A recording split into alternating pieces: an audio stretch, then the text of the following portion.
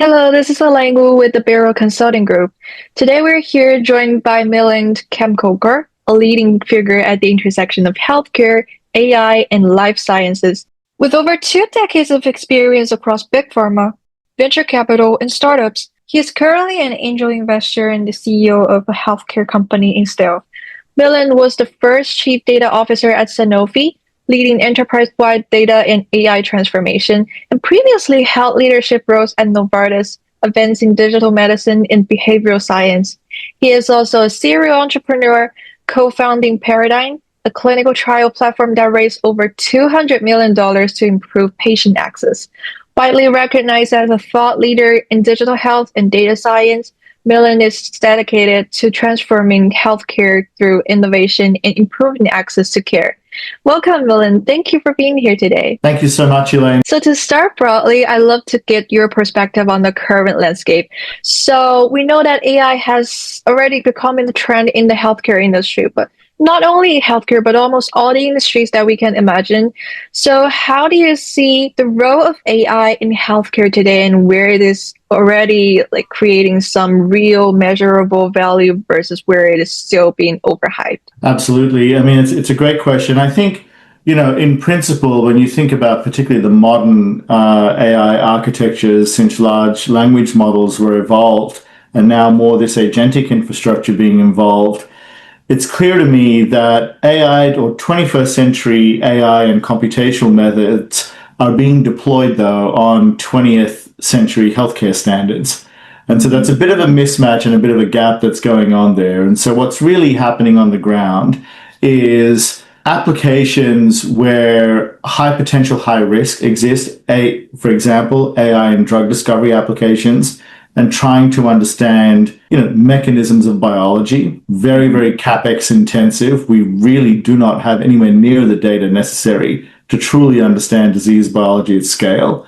But also the mindset that's being applied there, as an example, is still based in 20th century mindset, i.e. single gene, single protein, single pathway analyses to be able to interrogate disease and potentially relieve disease. That's a bit of a problem because machine learning and AI, by definition, are emergent properties. And being emergent properties, we no longer have to confine ourselves to reductionist approaches to understanding disease biology. I think the second thing, the area where this is really being applied now, and particularly capital deployment is quite visible, is in the world of clinical trials. I think it's fair to say we're living through a renaissance period now, a new golden age of understanding disease biology using AI.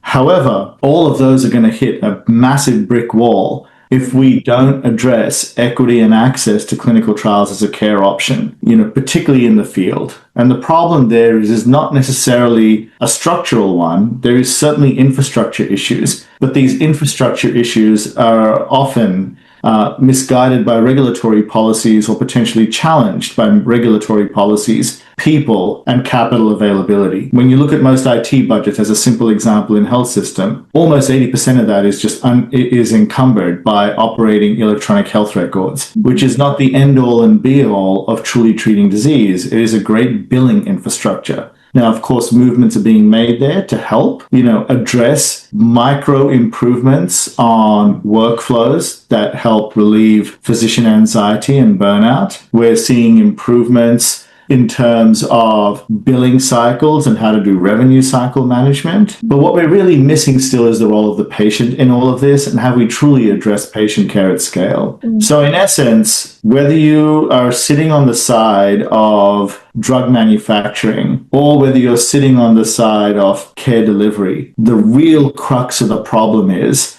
we are still stuck in 20th century infrastructure, trying to deploy 21st century architectures, and that gap is widening. That's really helpful, and it naturally leads to the structure of the system itself.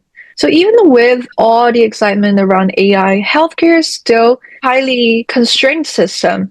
So from your experience across pharma and startups, what are the most critical structural bottlenecks in healthcare today? I think it comes down to basics. I'm a very simple person, as much as I work in a complex field, but I like to think of things quite simple. I think the biggest bottleneck we have today truly is in manufacturing at scale and manufacturing with just-in-time principles, i.e. when an outbreak happens, how do we deploy the right capabilities to go there? Last year, we saw, for example, the GLP-1 shortages in summer. A lot of that was attributed to basic manufacturing issues. This is what I mean by infrastructure of yesterday is what we're trying to deploy AI of tomorrow. That is where the core crux of the matter is. Now, I think some of these things, particularly in the world of biomanufacturing being a critical element, particularly when you look at the pipeline of pharmaceutical drugs coming down the pipeline that are heavily influenced by precision medicine and genetics, it is very clear that most of these medicines will be in the form of an injectable format. So now when you think about infrastructure, you have to say, okay, hang on a second, even in the GLP-1 phase, how did we not get that right when the GLP-1 craze really took over? And it turned out there were some true structural fractures in the system that were influenced by macro environments, tariffs, seasonal changes with hurricanes and forest fires impacting non-discretionary ingredients that go into the very manufacturing of these medicines. This is only going to get worse. A simple example of that is subterranean pure water. It brings up something that doesn't really get discussed enough. That is the underlying infrastructure, as you mentioned, like the infrastructure is the point. We often focus on algorithms and models, but less on the systems that actually enable them. So how do you think factors like you mentioned, manufacturing capacity, utilities, and system resilience shape the future of healthcare innovation? It's a great question. Look, I think in summary, investors seem to be chasing algorithms at this point, and we're not safeguarding the infrastructure that we have. The reality is, unless the infrastructure gets upgraded in a number of different ways, from biomanufacturing to supply chain and logistics to regulatory pathways that enabled effective reimbursement to reduce the cost of medicine for people in America, let alone the world, right? We are facing basic structural indemnities, if you will, that don't allow us to really fulfill that promise of making the system more affordable for patients at the end of the day and making it safe and efficacious for patients to consume these drugs in whatever format they are delivered. And so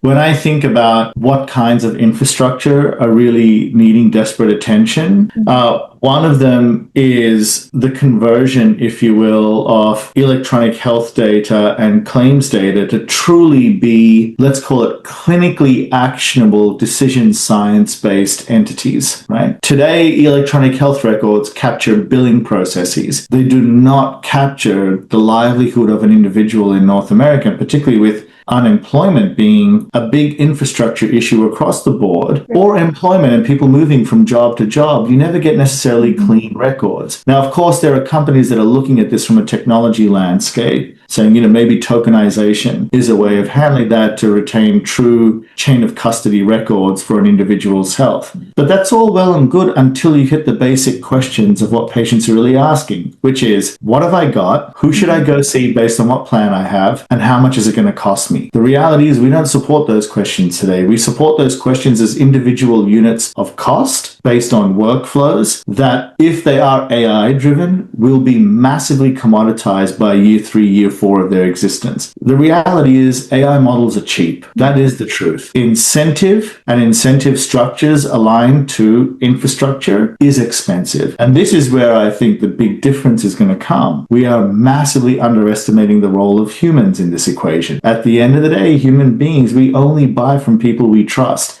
We may use online sources to inform us, but ultimately, it's no different going to one Toyota dealership to another Toyota dealership. Why do you buy from one versus the other? Ultimately, it comes down to experience and trust with the person selling to you. And underlying all of that, now we go back to healthcare. The 20th century healthcare, as I gave you one example, the other example truly is in the elemental parts of it. Energy, purified water. If really 80% of all medicines in the future are going to be injectables, we saw, for example, Eli Lilly building a new plant a new injectable plant in central Pennsylvania. It's a great initiative. Fantastic. There's almost $750 billion worth of new manufacturing investments coming into North America right now. But where are they going to get the water? Where are they going to get the energy to do all of that? Where are they going to get the basics to get those things done? Really, what we're seeing today is healthcare is competing for the most essential resources with AI infrastructure. That is a problem.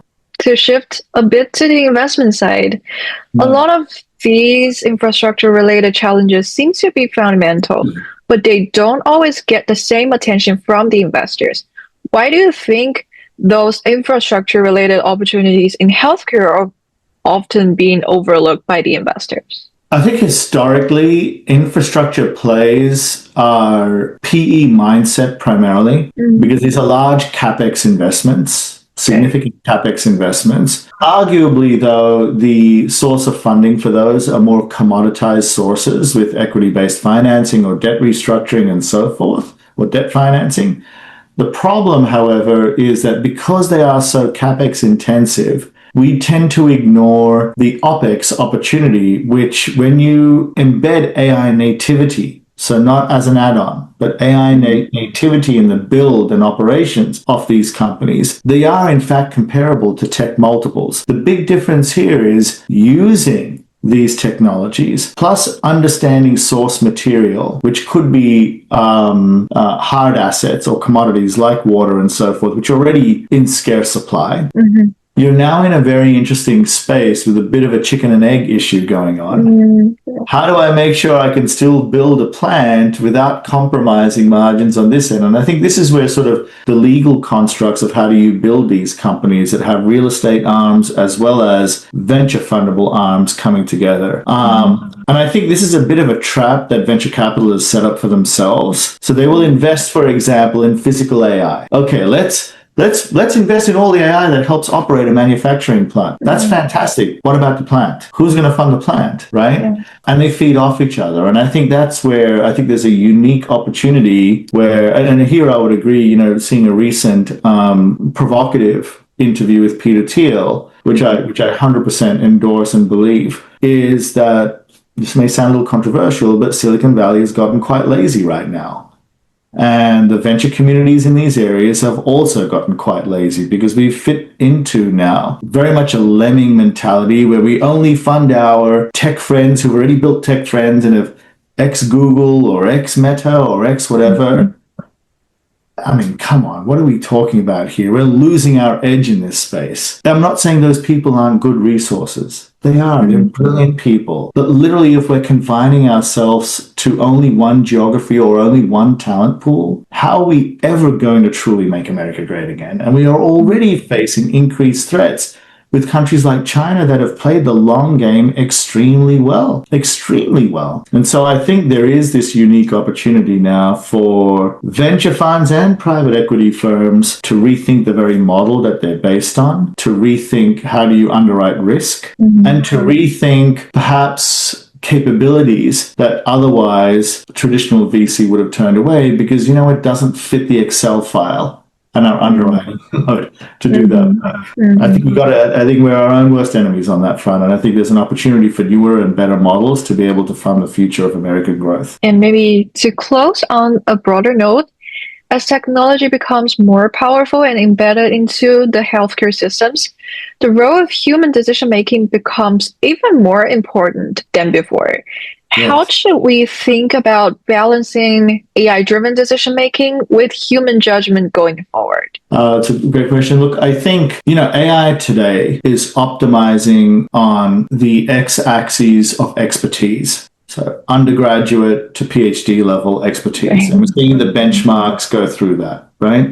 What it is not being benchmarked on, let's take investment communities, is the associate who enters right after their B school to being a partner in a firm. That experience comes from years of war wounds, comes of years of battle scars of making the right investment or the wrong investment. And it is so super nuanced,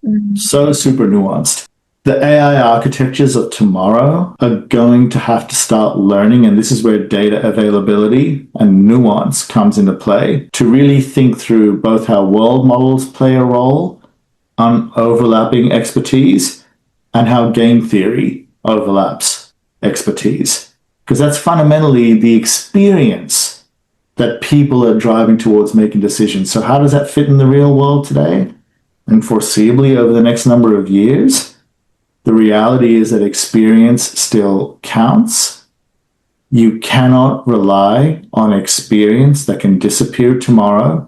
I don't like using the version of if people get hit by a bus or something. I like if they win the lottery, what would then happen, right? But the reality is we're still going to need to educate. But the format of education, the format of learning, the format of experience development will be augmented by AI.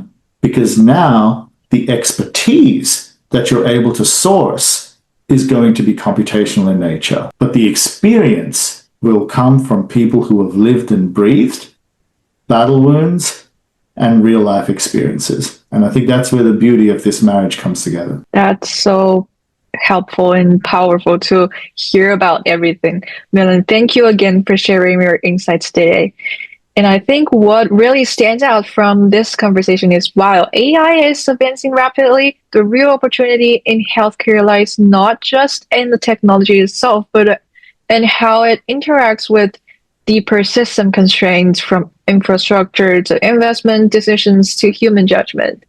It's been incredibly valuable to hear your perspective across both building and investing in this space. Thank you so much for joining us today, and thank you to everyone for tuning in to BERYL Elites.